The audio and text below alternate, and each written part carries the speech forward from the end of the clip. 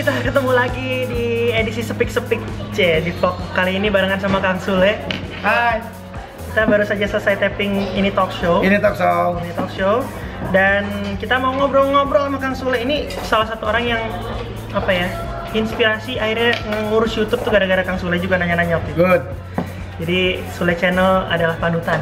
Terima kasih. Jangan lupa di subscribe Sule channelnya ya. Siap. Hai. Kang Sule kan ya udah pasti semua orang tahu komedian lah. Tapi mungkin nggak banyak yang tahu. Kang Sule tuh sejak kapan ngerasa sadar kalau dirinya tuh, oh kayaknya gue lucu deh. Ini saya sampai sekarang juga nggak sadar. Ya pasti tahu lah itu mah. Maksudnya pasti ada momen dimana kayak Kang Sule ngerasa ini SD, gue yakin nih gue suka menghibur teman-teman atau apa gitu ya. SMP. Kenapa tuh? Karena dulu tuh gua kan nggak pernah dikasih duit sama orang tua gua. Nah terus kalau misalkan gua manggung kemana gua tuh suka dengar anekdot, cerita yang lain-lain. Oh, cerita-cerita. Nah akhirnya gua coba ceritain sama mereka dan mereka tertawa. Nah, di situ gua lucu ya, walaupun gua pakai cerita-cerita orang lain. Akhirnya itu jadi usaha. Jadi bisnis itu ya, udah jadi duit ya? Waktu itu masih 25 perak. Nah, dan kapan bisnis itu meyakinkan Kang Sule nggak kalau kayaknya gue bakal sampai tua nih, yakin gue mau ngelawak aja nih gitu? Gue yakin. Dari situ udah yakin? Dari kecil gue udah yakin. Ya? Udah yakinin. Gue di sini lah. Di lawak komedi gitu? Gue usaha untuk belajar bagaimana caranya, apresiasi dan yang lain-lain, dan alhamdulillah. Karena kalau orang banyak mengatakan, kamu mimpi nggak kamu seperti sekarang ini? Aku nggak bermimpi. Iya, nggak nyangka gitu ya. Kalau gue bermimpi. Karena impian itu yang akan menjadi sebuah kesuksesan itu karena kita itu bermimpi. Jadi kalimat jangan takut mimpi itu bener kan? Bener. Jadi bermimpilah Anda. Kalau misalkan mau sukses ya tidur biar mimpi. Bener. Kalau nggak tidur nggak bisa mimpi. Awang-awang doang. Cuma kan kalau impian kan. Iya bener. Kan harus kita kan diyakinin gitu loh. Bener, sama. Berarti waktu justru juga gitu kan, waktu kecil ya emang udah yakin ini kayak gue mau jadi ini aja nih, dunia entertain aja nih. Jadi dari impian itu akhirnya jadi kenyataan kan. Nah, tapi kalau ngelihat udah berarti udah berapa lama berkecimpung di dunia komedi nih dari SMP? Kalau dunia komedi itu SMP tuh gue belum lawak terjun lah ya. Belum lawak, cuman gue suka cerita gitu. Kalau gue tuh pengennya apa ya? Pengen yang lucu terus. Nah setelah SMA baru ketemu kan, karena di situ lingkungannya seni. Nah di situ ada banyak teman-teman yang istilahnya dia ngajak grup pelawak waktu itu. SMA, SMKI. Itu langsung SOS tuh? 94 ya. Oke. 93 itu gua keluar SMP ketemu sama teman-teman ya kan. 93 tuh sama teman-teman. Gua ditawarin ngelawak, lu bisa ngelawak juga katanya. Yuk kita ngelawak, yuk ada acara nih sini. Lawak bareng bertiga tuh, nggak bertiga, banyak sih. Ada si Denny, ada si Ahmad, banyak lah teman-teman gua. Di acara apa tuh? Event-event kayak pensi atau? Iya, pensi. Oh, di pensi udah main tuh ya? Udah main. Udah dibayar tuh kan? Belum. Oh, belum. Cuma dibayar nasi kotak aja nih. Ya lumayan lah ya. Nah 94 baru setelah si Ogi tahu kalau gua bisa ngelawak, baru dia memutuskan untuk membuat SOS. Waktu itu Suarman, Obin Wahyudin sama Sutisna ngambilnya dari sini. Oh, terus akhirnya jadi semua orang suka. Gitu ikut audisi, semua orang suka. Suka. Panjang lah. Panjang. Berarti kan udah cukup lama di dunia komedi. Nah, tapi kalau misalnya ngelihat dunia komedi zaman sekarang yang kita tahu nih, ya Kang Sule salah satu komedian yang tetap stay on the track, nggak ikut-ikutan tren lah bisa dibilang ya. Karena kan kita bisa lihat kalau di TV sekarang trennya komedinya ya cuma buka-buka orang lain, terus kemudian ada seseorang yang diceng-cengin terus orang ketawa udah dianggap komedian. Itu menurut Kang Sule gimana tuh? Kalau itu bercanda ya, lebih ke bercanda. Bukan karena komedi bercanda jatuhnya. sama ngelawak beda ya. Boleh, buka-buka aib itu boleh kalau istilahnya itu jokes, bukan beneran. Iya. Tapi kalau beneran kan ya kadang-kadang mau pelawak mau siapa, kalau namanya juga manusia, pelawak juga bisa pasti tersinggung. Benar sih. Ya, tapi nggak tahu lah, kalau saya sih nggak terlalu ke situ lah. Paling kalau intern yang kita tahu lah, kayak tadi lah misalkan Pak Edi, wah Pak Edi mah di sono nih, iya. Nah, paling jok-jok kayak begitu kan itu sebuah jok juga sebetulnya. Tapi kalau kita sampai membuka aib, wah Pak Edi misalkan, Pak Edi kenapa nih kayaknya? Oh, atau enggak? Iya. Kalau terlalu gitu enggak. Berarti komedi menurut Kang Sule tetap punya batasan-batasan. Oh iya, harus ada batasan. Jadi ada yang bilang kalau bercanda tuh nggak ada batasnya, itu salah sebenarnya ya. Salah. Kalau menurut saya salah. Tetap seorang komedian itu tetap harus ada etika ya, walaupun gua sebetulnya apa aja sih gua omongin, apalagi kalau lagi tapping atau lagi apa. Tapi kan tergantung kitanya mau ngomong apa namanya, ini buat apa. Benar. Wah ini suasananya kurang bagus penting nih, kita ajar gitu. Tapi kalau misalkan untuk buka aib bukan komedi kalau menurut saya ya. Jadi indikatornya apa menurut Kang Sule? Seseorang dikatakan komedian dan seseorang dikatakan ya dia bercanda aja gitu. Kalau seorang komedian itu kan bisa berbaur dengan siapapun. Maksudnya sepertinya Joshua, walaupun Joshua seorang komika, itu kan kalau komika walaupun berbeda dengan komedian, kalau menurut saya tetap sama. Intinya kan bisa menghargai pelawak lain, kasih kesempatan pada yang lain, saling bantu, nah itu baru. Dan dia mempunyai joke-joke yang original gitu, dengan karakter spontanitas dan yang lain-lainnya kan macam-macam. Original dalam arti tidak mencontek, tidak menyinggung dan lain-lain itu ya. Ya. Kalau mencontek kalau menurut saya boleh. Oh, karena semuanya emang nggak ada yang original. Ada yang original, kaki keinjek, tangan hilang. Dan tetap lucu gitu ya. Tetap lucu itu nggak masalah, tergantung kita memainkannya seperti apa.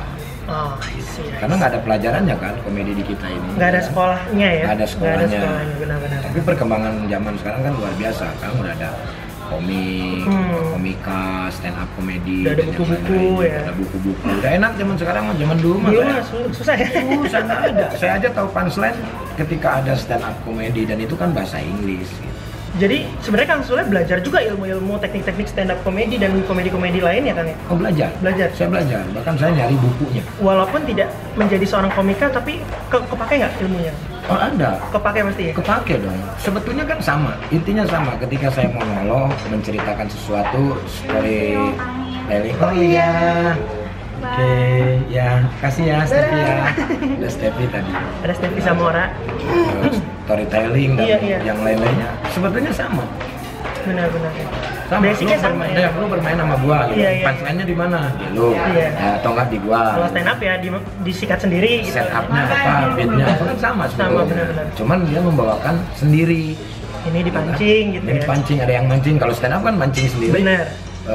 Punchline-nya sendiri juga. Benar-benar. Gitu. Sama sebenarnya. Basically ilmunya sama, hanya pengembangannya yang beda kan ya? Ya hanya mereka mungkin kalau stand up comedy kan dari luar negeri itu mereka lebih mungkin bukan lebih pintar ya, maksudnya lebih jeli dalam hal ini untuk membuat sebuah bisnis di mana mereka bikin sebuah materi yang dibukukan, yang akhirnya bisa dijual kepada siapapun. Makanya stand up comedy itu, lu lihat aja di TV sebelah misalkan ada stand up 1, Suci 1, 2, 3, 4, sekarang udah 6. Iya benar. Gampang banget. Iya benar. Jadi seorang pelawak gampang banget untuk tahun sekarang itu loh. Dan orangnya juga kita nggak tahu siapa dia, tiba-tiba jadi naik gitu seorang komika. Tapi saya sih bersyukur lah, maksudnya ada generasi walaupun genrenya berbeda. Tapi kalau menurut gua tetap sama lah. Orang toh komedian komika juga sekarang mainnya sama tetap sama kayak kita. Berbaur juga. Ya, berbaur juga lah. Gitu. Oke, sekarang ini adalah pertanyaan yang mungkin ada di benak banyak orang. Dan termasuk benak saya juga kan. Agak personal. Oke. Banyak yang menyayangkan ketika Oprah Van Java berhenti. Karena dinilai sangat berpotensi untuk berkembang terus gitu kan. Kenapa itu yang jadi pertanyaan? Sebetulnya bukan OPJ-nya yang berhenti. Bukan OPJ-nya? Ya, bukan berhenti karena kontrak sayanya aja yang. Oke. Gitu. OPJ-nya terus ada karena. Oh, sampai sekarang masih ada ya? Masih ada ya. Karena ya. OPJ itu kan milik mereka. Milik saya TV-nya. hanya persona yang diundang sama mereka dan saya dibayar. Saya untuk membesarkan nama OPJ, ya saya harus kontribusi banyak di situ. Tapi ketika kontrak sudah tidak ada, ya sudah saya mau ngapain. Oke, kalau gitu diganti pertanyaannya. Kenapa pecah? Nggak ada yang pecah. Dari 5 orang yang ada di sana, misah kan? Ya. Misalnya tidak bersama-sama pindah atau tidak bersama-sama menetap gitu. Ya. Menurut Kang Sule penyebabnya apa? Sebetulnya ini tidak ada penyebab, tapi ini kehendak Tuhan. Wah ya. Ya, Tuhan itu sudah menentukan perjalanan kita masing-masing gitu, Pak. Kan ada istilah kalau orang Sunda bilang jodoh pati bagja cilaka angin gusti menentukan. Artinya kan? Jodoh, matian, ya kan, celaka. Sama yang lain-lain itu udah Tuhan yang menentukan. Saya mau bareng sekarang sama Nuna, itu Tuhan yang menentukan. Sama Andre, Tuhan menentukan. Exactly. Sama Parto juga sama gitu kan. Kita nggak ada apa-apa sebetulnya, karena jalannya saja sudah dikasih seperti itu ya. Jadi mau nggak mau ya mengikuti aja. Mengikuti aja lah. Oke. Jadi ada di luaran omongan bahwa ada clash problem di internal itu nggak benar ya? Enggak, orang Ajis masih di sini kok. Bahkan CNL juga Ajis saya ajak. Oh ya? Iya. Wah, aku belum nonton yang itu. Ajis saya ajak, tapi dia karena mungkin ada sesuatu yang lain, nah itu kan yang menilai masyarakat. Iya. Kenapa Ajis nggak mau? Mungkin karena lebih berat ke sana ya. Nggak masalah, kita tidak memaksakan. Betul. Orang saya juga dengan mereka saya nggak ada masalah. Dan tetap berteman baik. Tetap berteman baik. Iya. Bahkan produsernya juga datang ke sini, kita ngobrol-ngobrol dan yang lain-lain. Karena Tuhan aja yang sayang sama saya. Karena mungkin kalau saya diterusin di situ juga saya nggak naik-naik kelas. Oke. Saya terus begitu ngelawaknya. Mungkin sekarang saya sudah perubahan. Benar. Ada sesuatu yang istilahnya saya minimal saya naik kelas ada di TV yang masa kini lah. Iya. Itu Tuhan yang menentukan. Betul. Berarti Tuhan sudah menunjukkan jalannya, kan soalnya tinggal ngikutin jalan. Tapi terima kasih loh kamu ngasih pertanyaan seperti ini karena banyak banget pertanyaan dari sana yang warawiri tidak jelas. Betul. Kan? Kebetulan saya juga ada program di sana dan bingung gitu sebenarnya tuh gimana. Nah, sebetulnya nggak ada masalah. Ada yang bilang bahwa saya yang udah nggak mau, bahkan saya juga agak sedikit kecewa ketika seorang produser mengatakan saya yang sudah tidak mau di situ, padahal sudah jelas-jelas kontrak saya habis di situ dan saya tidak diterusin. Jadi kan soalnya tidak meninggalkan saat kontrak masih berlanjut. Oh enggak dong, ya? enggak dong, saya masih kontrak loh di situ loh. Oke. Iya. Siap. Berarti desas-desus yang selama ini sudah clear? Kalau saya sih nggak pernah mikirin masalah desas-desus orang mau ngapain, capek orang mau ngomong, mau gimana. Saya tanya masalah ini sama Tuhan aja lah. Tuhan sudah tahu semuanya dan ini sudah jalan Tuhan. Ya sudah. Benar. Kalau memang saya salah dalam melangkah ketika saya ada di sana, berarti saya sudah tidak dikasih lagi rezeki sama Tuhan. Benar. Ini Tuhan sayang sama saya. Benar. Makanya saya juga bingung. Banyak sekali orang yang nggak banyak sih, maksudnya beberapa orang yang saya kenal gitu. Bilang Kang Sule begini begitu. Saya kenal Kang Sule dari zaman API ya, tahun berapa tuh? API 2005. 2005. Maaf nih Bapak lewat-lewat mulu ngapain Pak ya? Nah, ini salah satu orang yang usaha untuk bagaimana caranya bisa dikenal di YouTube. Oh gitu. Karena dia terkenalnya di daerahnya. Oh iya. Oh tapi udah nasional sekarang, udah nasional. Iya, udah nasional. Udah nasional. Turun. Ada siapa? Ada siapa Pak? Oh, Cicak. Iya, 2005 kenal Kang Sule ya orangnya gini aja sih. Saya memang begini. Tiap kenal Kang Sule, saya nggak pernah ngerasa Kang Sule gimana. Cuman begini Joshua, mungkin saya terlalu berbeda dan saya mempunyai idealis mungkin ya dalam melawak, dalam hal melawak. Saya kurang suka misalkan gaya saya harus mengikuti orang lain. Nah, gitu. Bukannya itu malah bagus? Kenapa mereka malah nggak suka? Lo nggak tahu, itu kan nggak tahu, itu saya nggak tahu. Iya. Intinya ya sudahlah, itu sudah masa lalu lah. Nasi sudah jadi ketoprak ya. Bubur Kang, nasi jadi bubur. Nasi ketoprak tambah keras. Oke, kalau gitu kita akan main rapid question, pertanyaan cepat. Kang Sule cukup jawab, ini nggak banyak sih. Gila nih YouTube-nya baru ini sudah kata yang semua banyak kontennya nih luar biasa ini. Saya udah malah libur nih sekarang. Oke, rapid question Kang Sule jawab cepet ya. Dalam karir Kang Sule, mending nggak pernah ketemu Oni sama Ogi atau nggak pernah ketemu Andre? Nggak pernah ketemu Andre. Wah, oke. Suka perjuangannya berarti. Siap. Pertanyaan berikutnya, kalau cuman boleh satu orang yang karirnya lanjut, mending karir Kang Sule apa karir Iki? Karir Iki. Wah, Bapak yang baik. Mending nggak juara API SOS-nya atau mending Iki nggak dapet piala kemarin? Nggak juara API. Wah, sayang banget sama anak kan? Iya dong. Padahal kan, maksudnya biar gimana pun biasanya kan Bapak mementingkan karir, bisnis dan lain-lain gitu. Kalau justru anak masa depan. Benar. Anak kan titipan Tuhan. Benar ya. Mending reuni SOS atau reuni OVJ? Reuni SOS.